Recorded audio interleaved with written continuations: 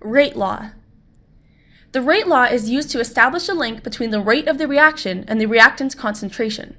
Here's the formula for the rate law. In this formula, V represents the rate, K the rate constant, A and B are the concentrations of the reactants in moles per liter, and X and Y represent the order of the reaction in relation to every concentration.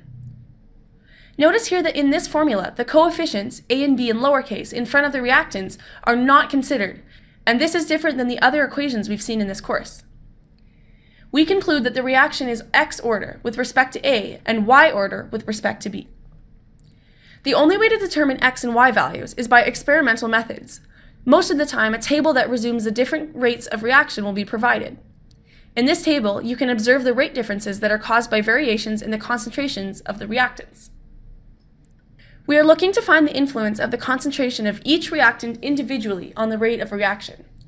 To analyze the A reactant effect, we have to refer to the experiment where the concentration of B is constant, therefore experiments 1 and 3. With the same method, to analyze the influence of the reactant B, we will refer to the experiments 1 and 2. To better understand, let's try a question. What is the rate law for this reaction? As we mentioned before, we analyze each reactant individually while making sure that the concentration of the other reactants is constant.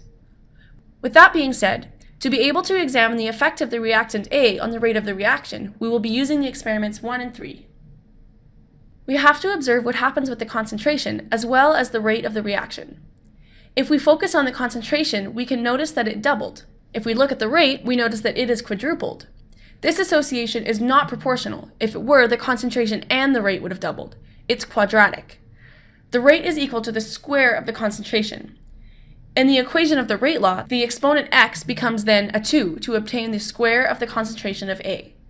We conclude that the reaction is second order with respect to the reactant A. Now let's evaluate the reactant B.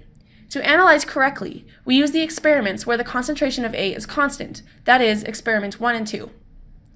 We then note that the concentration of B is doubled from experiment 1 to experiment 2. If we look at the changes to the rate, we notice that it also doubled. The ratio between rate and concentration of the reactant B is directly proportional, so there is no exponential relationship. In the formula, we put a 1 as the exponent, or to simplify, we just put nothing. We conclude that the reaction is first order with respect to the reactant B.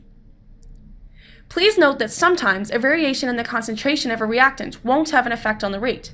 In this case, the exponent will be 0, and any concentration to the power of 0 results to a simple value of 1. The rate law for this reaction is therefore V equals K A squared times B. To be able to find the constant value of the reaction, K, we simply have to substitute the obtained values of one of the reactions of the given table, no matter which one, in the rate law formula for this reaction. We want to find K, so we manipulate the formula to isolate K, which gives us the following. We then just have to substitute into the formula the values of one of the experiments. In this video, we will be using the experiment number 1, but any one of the 3 would have given us the same result. Here we obtain, which gives us a value of K, the constant of the reaction, of 0.5.